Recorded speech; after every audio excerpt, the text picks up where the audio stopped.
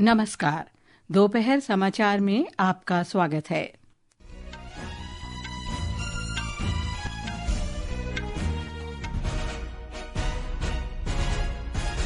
प्रधानमंत्री नरेंद्र मोदी ने गुजरात के जूनागढ़ में राष्ट्रीय वन्यजीव बोर्ड की 7वीं बैठक की अध्यक्षता की। उन्होंने एशियाई शेरों को संरक्षित करने में जनजातीय समुदायों और महिलाओं की भूमिका की सराहना की। केंद्रीय सहकारिता मंत्री अमित शाह ने कहा, देश के विकास को गति देने के साथ साथ डेयरी क्षेत्र ग्रामीण अर्थव्यवस्था को मजबूत करने में महत्वपूर्ण भूमिका निभाता है। सर्वोच्च न्यायालय ने कहा कि दृष्टिबाधित लोगों को न्यायिक सेवाओं में रोजगार के अवसर से वंचित नहीं किया जा सकता। निर्देशक शॉन बेकर की अनोरा ने सर्वश्रेष्ठ चित्र, सर्वश्रेष्ठ निर्देशक और सर्वश्रेष्ठ अभिनेत्री सहित 5 पुरस्कारों के साथ ऑस्कर जीता। जम्मू और कश्मीर के मैदानी इलाकों और कश्मीर घाटी के ऊपरी इलाकों में सुबह से बारिश और बर्फबारी जारी। और इंडोर शॉटपुट में भारत के कृष्णा जयशंकर ने 16 मीटर दूर गोला फेंकने वाली पहली भारतीय महिला बनी। दोपहर समाचार के साथ मैं लवलीन निगम।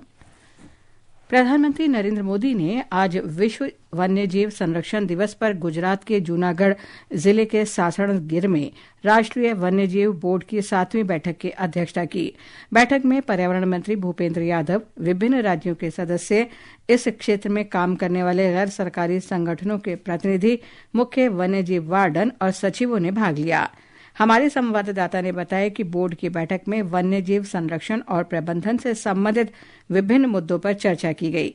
ये बोर्ड वन्यजीवों और वनों के संरक्षण तथा विकास को बढ़ावा देने के लिए काम करता है और इसके अध्यक्ष प्रधानमंत्री होते हैं।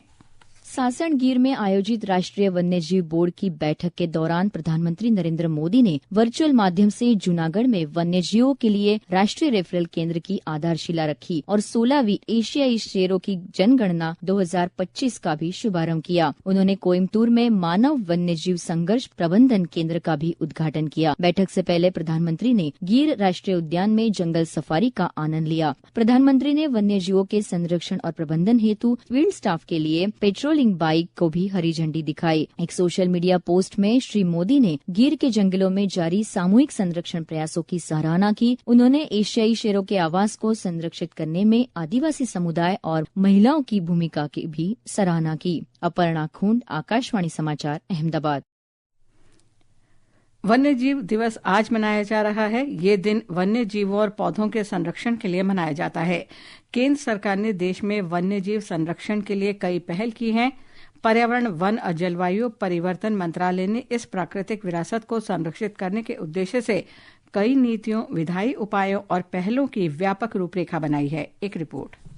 भारत अपने समृद्ध और विविध वन्य जीवन के लिए विश्व स्तर पर जाना जाता है, जिसमें पारिस्थितिक तंत्र और प्रजातियों की एक विस्तृत श्रृंखला शामिल है। इसमें 106 राष्ट्रीय उद्यान, 573 वन्य जीव अभयारण्य और 115 संरक्षण रिजर्व सहित 1000 से अधिक संरक्षित क्षेत्रों का एक विस्तृत समूह है। केंद्र सरकार ने देश में वन्य जीव संरक्षण और सुरक्षा को बढ़ावा देने के लिए वित्त वर्ष 2025-26 के अंतर्गत पर्यावरण, वन और जलवायु परिवर्तन मंत्रालय के लिए 3412 करोड़ रुपए से अधिक का बजट आवंटित किया है। केंद्र प्रायोजित योजनाओं के तहत वन्यजीव आवासों की एकीकृत विकास के लिए 450 करोड़ रुपए भी आवंटित किए गए हैं। वहीं 1940 के दशक के अंत में भारत में चीतों के विलुप्त होने के बाद उन्हें देश में फिर से लाने के लिए एक ऐतिहासिक वन्यजीव संरक्षण पहल प्रोजेक्ट चीता शुरू की गई। लोगों को पेड़ लगाने के लिए एक पेड़ माँ के नाम अभियान के तहत प्रोत्साहित किया गया और पिछले वर्ष दिसंबर तक इस अभियान के अंतर्गत 102 करोड़ से ज्यादा पेड़ लगाए जा चुके हैं। आकाशवाणी समाचार के लिए दीपेंद्र कुमार के साथ आदर्श, दिल्ली।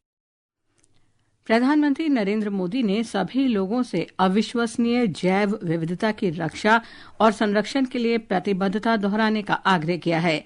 विश्व वन्यजीव दिवस के अवसर पर श्री मोदी ने इस बात पर जोर दिया कि प्रत्येक प्रजाति एक महत्वपूर्ण भूमिका निभाती है। उन्होंने वन्यजीवों के संरक्षक और संरक्षण में भारत के योगदान पर भी गर्व व्यक्त किया। India is a country where protecting nature is a part of culture. This is why it has many unique achievements in wildlife conservation.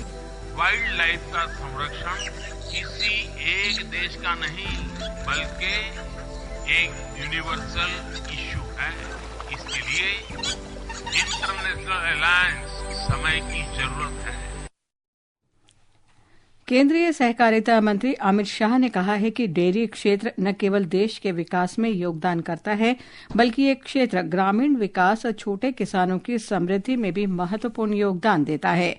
नई दिल्ली में डेयरी क्षेत्र में संधारणीयता और सर्कुलरिटी पर कार्यशाला का उद्घाटन करते हुए श्री शाह ने कहा कि डेयरी क्षेत्र देश के पोषण का भी ख्याल रखता है।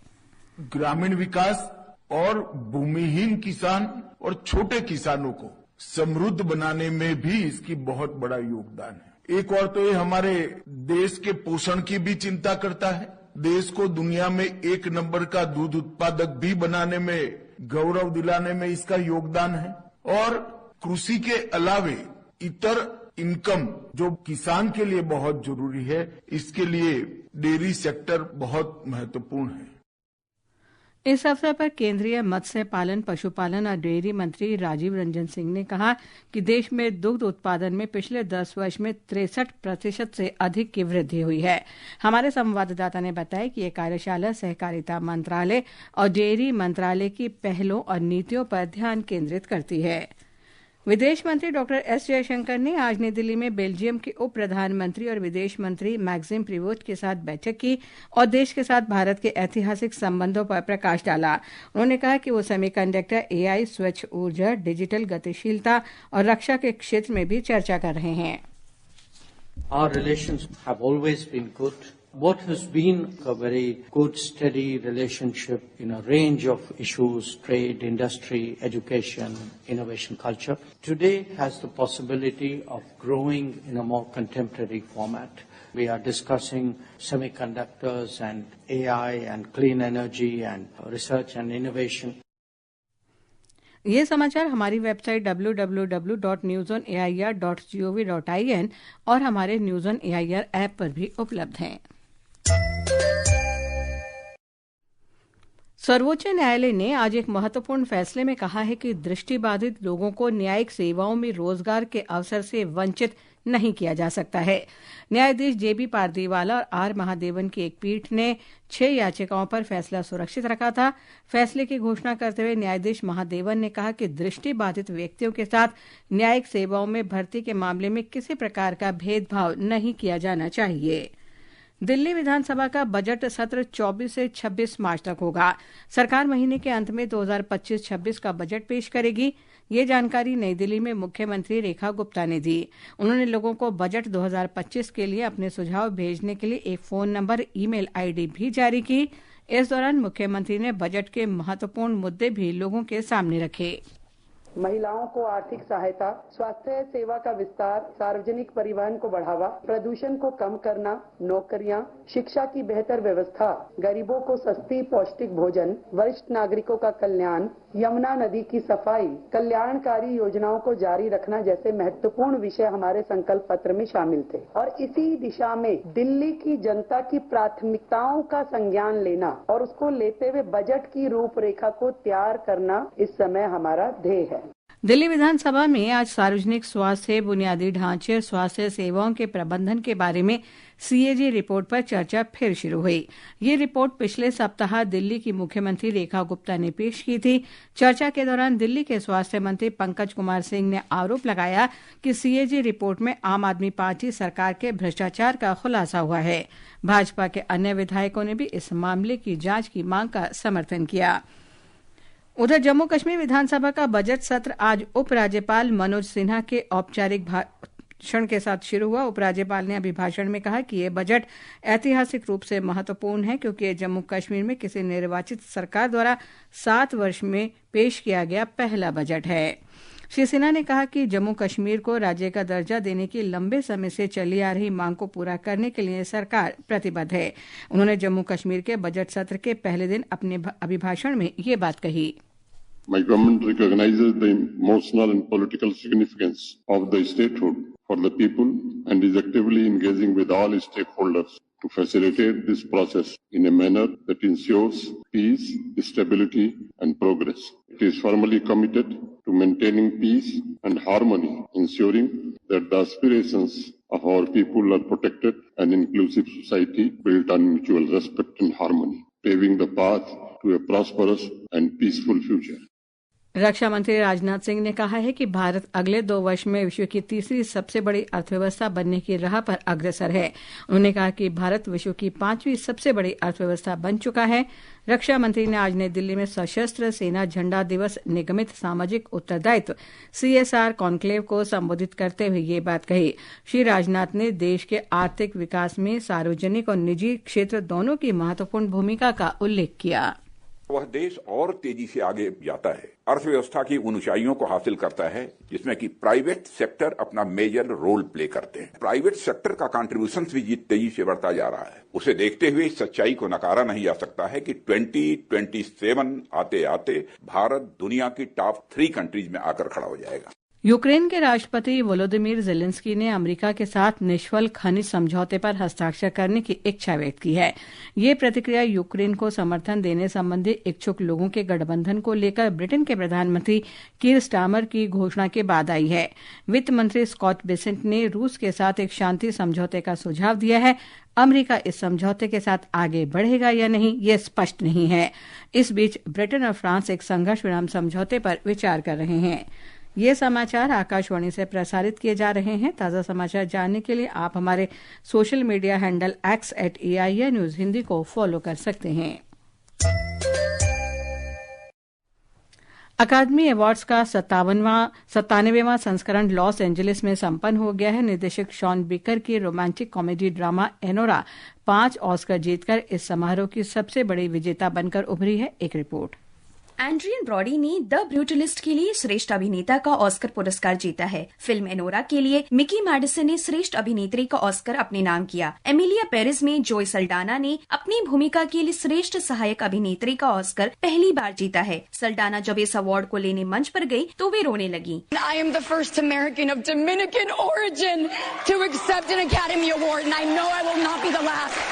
इस बीच कीरन कल्किन ने अ रियल पेन में अपने अभिनय के लिए श्रेष्ठ सहायक अभिनेता का ऑस्कर पुरस्कार जीता। Oh my God! I have no idea how I got here. I've just been acting my whole life. It's just been a part of what I do. So I felt like this was never my trajectory. Film dune part 2 ने श्रेष्ठ ध्वनि और श्रेष्ठ visual effect के लिए 2 Oscar जीते हैं। Film wicked में शानदार परिधान डिजाइन करने वाले कॉस्ट्यूम डिजाइनर पॉल टैजवेल ने अकादमी अवार्ड्स में इतिहास रचा है। नो अदर लैंड को श्रेष्ठ डॉक्यूमेंट्री फीचर का ऑस्कर दिया गया है। समाचार कक्ष से वैष्णवी। मौसम विभाग ने जम्मू कश्मीर और हिमाचल प्रदेश सहित पश्चिमी हिमालय क्षेत्र में व्यापक वर्षा और बर्फबारी की संभावना व्यक्त की है। आकाशवाणी समाचार से बातचीत में वैज्ञानिक डॉक्टर सोमा सेन राय ने कहा कि अगले 3 दिन में उत्तर पश्चिम भारत में अधिकतम तापमान 2 से 3 डिग्री सेल्सियस तक गिर सकता है। टेम्परेचर का देखते हैं तो नॉर्थ इंडिया में ये पश्चिम विक्षोभ बहुत स्ट्रांग होने के कारण से मैक्सिमम में 2 से 3 डिग्री ड्रॉप होने के चांसेस है अगले 4 से 5 दिन में। और वेस्ट कोस्ट की बात करें, वहाँ पर हीट वेव का कंडीशन आज भी पॉसिबल है। हॉट एंड ह्यूमिड कंडीशन अगले 2 से 3 दिन तक होने की संभावना है। जम्मू कश्मीर के मैदानी और ऊपरी इलाकों में सुबह से ही बारिश और बर्फबारी जारी है। मौसम विभाग ने कहा है कि 4 से 9 मार्च तक मौसम शुष्क रहने की संभावना है। भारत की Krishna Jaishankar mountain west indoor track and field championship में कीर्तिमान रचने वाली पहली भारतीय महिला बनी। उन्होंने इंडोर शॉटपुट में 16.03 मीटर की दूरी तक गोला फेंका। पुनाराव राणे ने 2023 अमेरिकी एथलेटिक्स कॉन्फ्रेंस इंडोर चैंपियनशिप में यह रिकॉर्ड बनाया था। अंत में मुख्य समाचार एक बार फिर। प्रधानमंत्री नरेंद्र मोदी ने गुजरात के जूनागढ़ में राष्ट्रीय वन्यजीव बोर्ड की 7वीं बैठक की अध्यक्षता की। उन्होंने एशियाई शेरों को संरक्षित करने में जनजातीय समुदायों और महिलाओं की भूमिका की सराहना की। केंद्रीय सहकारिता मंत्री अमित शाह ने कहा, देश के विकास को गति देने के साथ साथ डेयरी क्षेत्र ग्रामीण अर्थव्यवस्था को मजबूत करने में महत्वपूर्ण भूमिका निभाता है। सर्वोच्च न्यायालय ने कहा, दृष्टिबाधित लोगों को न्यायिक सेवाओं में रोजगार के अवसर से वंचित नहीं किया जा सकता। निर्देशक शॉन बेकर की अनोरा ने सर्वश्रेष्ठ चित्र, सर्वश्रेष्ठ निर्देशक और सर्वश्रेष्ठ अभिनेत्री सहित 5 पुरस्कारों के साथ ऑस्कर जीता। जम्मू और कश्मीर के मैदानी इलाकों और कश्मीर घाटी के ऊपरी इलाके में सुबह से बारिश और बर्फबारी जारी। इसके साथ ही दोपहर समाचार का ये अंक समाप्त हुआ। नमस्कार।